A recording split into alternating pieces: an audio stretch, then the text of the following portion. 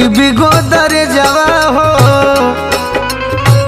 पंखा cooler TV गोदर जवा हो, दहे जवा अब कालेब समधी जी। बेटी दिहनी काढ़ी के करे जवा हो, दहे जवा अब कालेब समधी जी।